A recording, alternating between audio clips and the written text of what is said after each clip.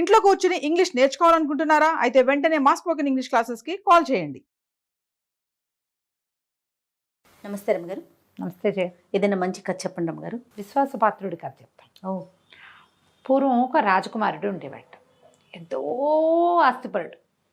అయితే అతనికి సంసారం లేదు, వివాహం చేసుకోవాలా, ఎవరు లేరు, అతను ఒక్కడే.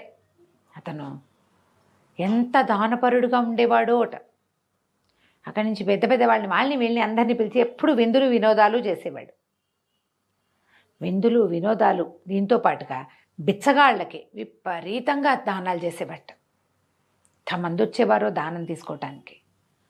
వాళ్ళందరూ ప్రభు మీకోసం మా ప్రాణాలు వదిలేస్తాం అని చెప్పేవాళ్ళు. మీరంటే పంచప్రాణాలు మాకు, మీకు కావాలంటే ప్రాణాలైనా ఆహుతిస్తాం మీకోసమని బిచ్చగాళ్ళంతా చెప్పేవాళ్ళు. అక్కడి నుంచి స్నేహితులు ఉన్నారు కదా, ఇతని విందులకి వినోదాలకి వచ్చేవాళ్ళు. వాళ్ళందరూ అనేవాళ్ళు, అబ్బా మీలాంటి స్నేహపాత్రుడు ఎవడైనా ఉన్నాడా లోకంలో? మీరు కాబట్టి ఇంత అద్భుతమైన విందులు ఇస్తారు, మీకు ఏ సహాయం కావాలన్నా మేము సిద్ధంగా ఉంటాం, మీరే మేము మేమే మీరు. ఇలా చాలా ఉత్సాహంగా గడిచేది ఆయనకి. రోజు ఎవరు ఏది అడిగినా ఇక ఆడంకండా ఇచ్చేసేవాడు. ఈ పార్టీలు పెట్టేసేవాడు బాగా. మనం ఈ పార్టీ వాళ్ళని బోళ్ళంతమందిని చూస్తూ ఉంటాం. అవునండి. అయితే ఏమైందట, ఒకసారి ఒక యువకుడు ఒక అతను వచ్చి చాలా కష్టంలో ఉన్నాను బాబు, నా భార్య లేక పెళ్లి చేసుకుంటే ఆ అమ్మాయి కాస్త చనిపోయింది, వైద్యానికి చాలా ఖర్చు అయింది, ఆ ఖర్చుకు అయిపోయింది నా దగ్గర ఉన్న డబ్బంతా, కనీసం అమ్మాయిని మట్టి చేయడానికి కూడా నా దగ్గర డబ్బులు లేవు, మీరు సహాయం చేస్తే కర్మలు అవి నిర్వహించుకుని వస్తాను అని అడిగేసరికల్లా రాజకుమారుడు అన్నట్ట, దానికేముంది 10 వరహాలు తను తీసుకెళ్ళు, నీ భార్య ఉత్తమ గతులు పొందాక అంటే క్రియాంతరాలన్నీ అయిపోయాక నువ్వు నా దగ్గరికే రా, నాతో ఉండు కానీ ఒంటరిగా ఏం జీవిస్తావు అని చెప్పాడు. ఆ యువకుడు ఆ భార్య తలకు క్రియాకర్మాలన్నీ ఫినిష్ చేసుకుని ఇతని దగ్గరకు వచ్చాడు. వస్తే నాకు పై పనికి సహాయకారిగా ఉండు, నువ్వు నా దగ్గర ఉండని జీతం ఇచ్చి ఇతన్ని ఉంచుకున్నాడు తన దగ్గర. ఎంతో స్నేహంగా ఉండేవాళ్ళు ఇద్దరు. అతను అన్ని రకాల పనులు చేసేవాడు, ఈయన దాన ధర్మాధికారులకి సహాయం చేసేవాడు, పొలం పనులు పై పనుల వ్యవహారాలు వాటి సంగతి చూసేవాడు, పార్టీలు గీర్టీలు అరేంజ్ చేసేవాడు. క్రమంగా ఈ రోజులు గడుస్తున్న కొందికి ఈ రాజకుమారి రోజు దానం చేస్తానంటే డబ్బులు ఎక్కడి నుంచి వస్తాయి? అదే కదా. పోనీ వచ్చిన డబ్బుని పార్టీలు చేసేస్తాం, అది ఖర్చు అయిపోతుంది, ఇది ఖర్చు. ఓ రోజు అన్నట్ట, అట్లా కాదు రాకుమార, ఇలా చెయ్యకూడదు, ఈ దానం తీసుకునే వాళ్ళు ఎప్పుడు దానాలు తీసుకుంటునే వాళ్ళుగానే ఉంటున్నారు ఏమిటి చెప్పు? నువ్వు డబ్బు ఇస్తున్నావు, ఆ డబ్బుతో వాడు బాగుపడ్డేమిటి, మళ్ళీ వస్తాడేంటి డబ్బులు తీసుకోవడానికి? ముష్టివాళ్ళుగానే ఉంటున్నారు, కాబట్టి ముష్టివాళ్ళకి డబ్బులు ఇవ్వడం మానేయాలి.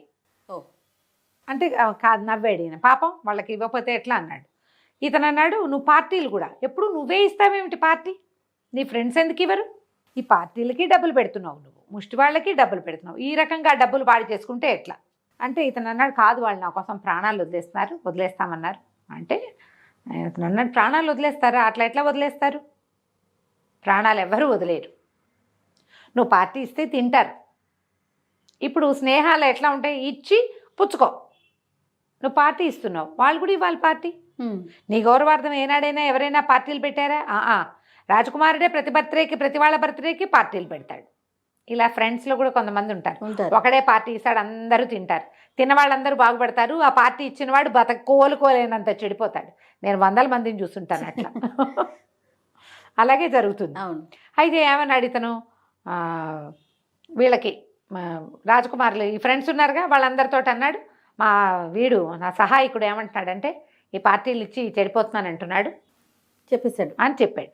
మీ ఉద్దేశం ఏమిటంటే, అబ్బెబ్బే మేము మీకోసం ప్రాణం ఇస్తాం, మీరు అలాంటివి ఏం అనుమానాలు పెట్టుకోకండి, మీరు ఏదంటే అదే అని. మీ స్నేహితుడు ఉన్నాడే వాడు, మీరు ఎవరైతే సహాయకుడిగా పెట్టుకున్నారో వాడు మీ డబ్బులు ఎన్ని కొట్టేస్తున్నాడో తెలుసా అని ఒక్కొక్కటి వాడు అక్కడెంత లాగేశాడు ఇక్కడెంత లాగేశాడు అన్నీ లిస్టు చెప్పడం మొదలుపెట్టారు. తను ఆశ్చర్యపోయాడు. మర్నాడు అడిగాడు, ఆ వాళ్ళని మొహం మీద అడిగాడు, ఇతన్ని మొహం మీద అడిగాడు, నువ్వు మన డబ్బులన్నీ కొట్టేస్తున్నావుట, చాలా డబ్బులు అక్కడ ఇక్కడ అన్నీ నువ్వు మిగిల్చుకున్నావని వాళ్ళు చెప్తున్నారు, నిజమేనా అని అడిగాడు. అవునండి నిజమేనా అన్నాడు. అనేసరికి కోపం వచ్చింది. నువ్వు ఇంత మోసం చేస్తావా నన్ను, నువ్వు మోసం చేసావు, వెళ్ళిపో నువ్వు ఇక్కడి నుంచి అనగానే సరేనని వెళ్ళిపోయాడు. ఒక నది ఒడ్డున్న రాకుమారుడి భవనం అంటే నదికి అవతల ఒడ్డున ఒక భవనం కట్టుకున్నాడు అతను, ఈ స్నేహితుడు. పెద్ద భవనం, అందులోకి షిఫ్ట్ అయిపోయాడు.